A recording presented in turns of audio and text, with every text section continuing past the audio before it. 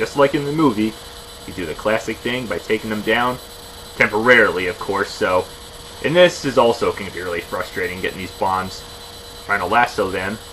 And you have to make sure they're down, because if you wait too long and you die, well, they can come right back up. Come on! Alright, finally. You get them all.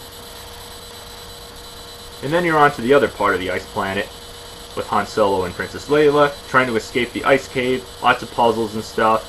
Pretty funny, I will admit. I mean, their relationship in this film is awkward, but this game makes pretty good humorous reference to it. Eventually, of course, you meet up with C-3PO, and of course, Chewie. Leading, of course, to more puzzles and stormtroopers to fight. Yeah, look at all this shit. And then back on the Millennium Falcon. And once you know it, the next stage is another flying one, where you fly the Millennium Falcon. Have to say it looks a bit small though, but okay, it's pretty fun. Basically you have to start out by taking out these big ass ships, and to do so, obviously you have to take out their gun turrets. May seem a little tricky at first, but it's actually not too hard once you know the location of each ship, because yeah, there's several of them as you can tell. And of course they can keep shooting at you. But thank God for unlimited respawns. But anyway, yes, you take down all the ships, and then through the asteroid field you go, using these purple bombs once again. Not the lasso kind when you're taking down those big walker things, but the original purple missile bombs.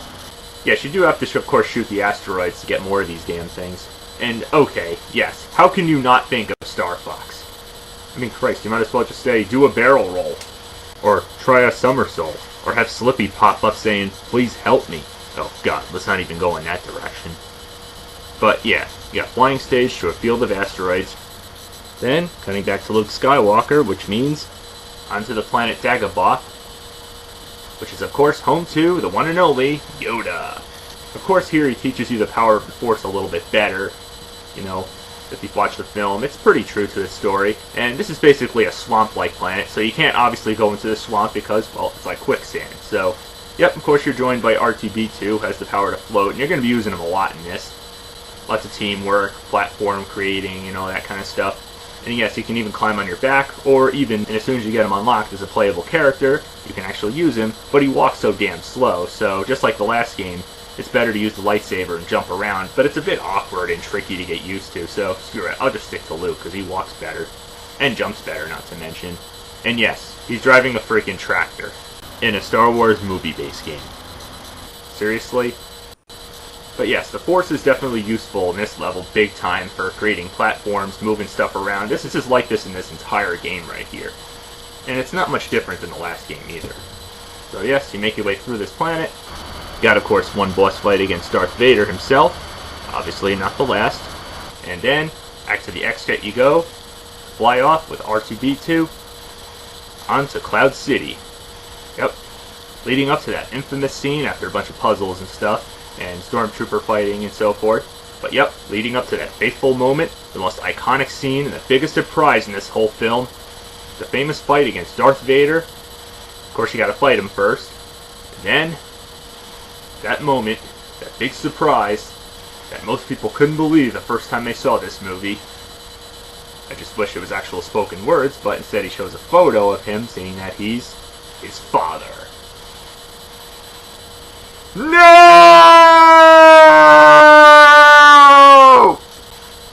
And then he falls. After getting his hand cut off, that is. And then the next part, the Falcon has landed on that same planet with the rest of the Rebellion force. And then, of course, an old friend Lando arrives to join the Rebellion. Fighting your way through more stormtroopers, you name it. Lots of fighting, teamwork. Oh, you got a big team right here. And then, of course, you manage to escape. You know this story. And just like the last part, it's anything but over from there. You still got one more film of this classic trilogy, and that is Episode 6, Return of the Jedi. Which, of course, starts you at none other than Jabba the Hutt's palace. You have to make your way through, freeing the androids. And, of course, just before you escape, you have to, of course, face off against Jabba's pet himself, Rancor. A little bit tricky because you don't have to fight him, instead you have to lure in these guys to throw him off, and then set off any explosives that he's standing right next to, draining his health, only 3 hearts. Of course you infiltrate Jabba's palace, and then, cut to, of course, planet of Carcoon, which is basically a desert planet, and you're on top of these floating ships. Here, of course, you have to take out the bounty hunters. And yeah, just like the freaking stormtroopers, there's tons of them. They respawn constantly. But basically, your main objective is to jump onto one to another, assembling all these parts, using laser gun turrets, and yeah, it can get very monotonous and repetitive. But yes, you're playing as Luke, freeing the rest of the rebellion force as you go along, as well as a boss fight against a bounty hunter known as Boba Fett, followed by more of these guys, puzzles, teamwork, destroying shit, you name it. Then of course you're off to the forest planet known as Endor, where you start out on foot as both Luke Skywalker and of course Princess Leia in disguise, yeah, because you're trying to infiltrate the planet. Because of course, just like in the movie, major spoiler here, that Leia is the biological twin sister of Luke, making her a Skywalker. Yeah, that makes sense they would team up together. And so yeah, you start out on foot, and then you finally get to the vehicle thing, and it's just a little confusing at first, and a bit awkward like any other vehicle stage. I know I sound like a broken record here with that. You have to take out these guys, a certain amount of them, and then you get to take out more of these walker things. Yep, pretty cool. It's easier to take these things down just by getting the speed vehicle I showed you before and just shoot them. Simple right there. And you get to control these things. Wow, that is freaking awesome. Because of course you need them to shoot down these things. Then of course more of these vehicle chase scenes. Yep, it's not called the Speeder Showdown for nothing. And then more of these to take down with, again, trying to control the walkers. Another speedway chase with taking out even more enemies. And what else could follow? Why, of course, more devices to take out with. What else? With walkers. Don't worry, of course, this is the last of this crap, because you only have one big-ass walker to take control of in order to take these devices out. Aw, sweet.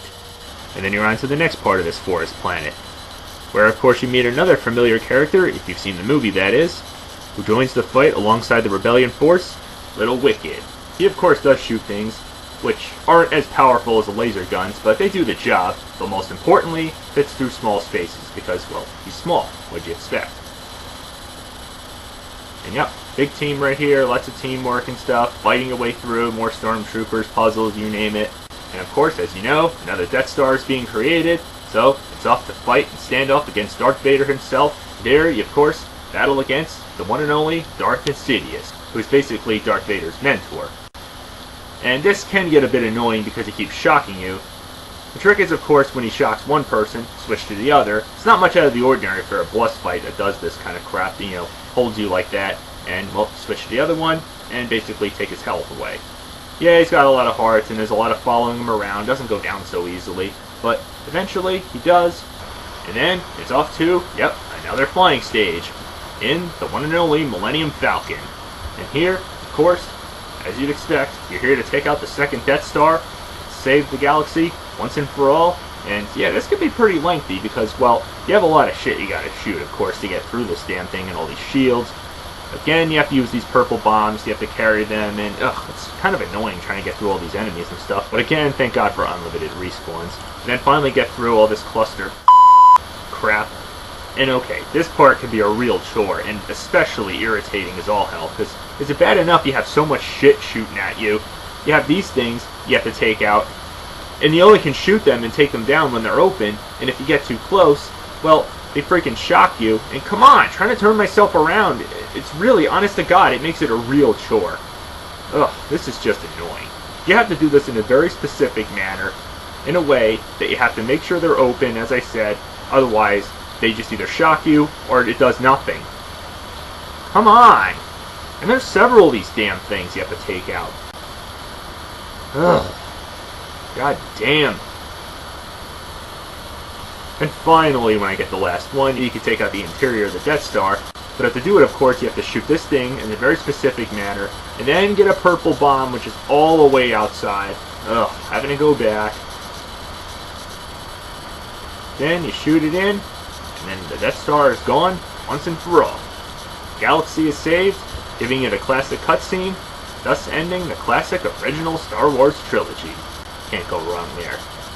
And I would say, even though the last one was great, based off a crappy prequel trilogy, which the first two movies were crap and the third one was great, this one can't go wrong at all. It's a solid trilogy that makes a solid Lego game, even though it's silly, and, well, it may seem a little kiddie-ish, But for most people who grew up watching this trilogy, it's definitely a must-have. It's got great problem solving, great nods to the films. It definitely shows that the Force in the LEGO universe can still be strong. So, hopefully the Han Solo spin-off film is great, but this game, deserving of a rockin' Weird Mode Emotion Plus up and a plain Weird Mode up. Trust me, that good.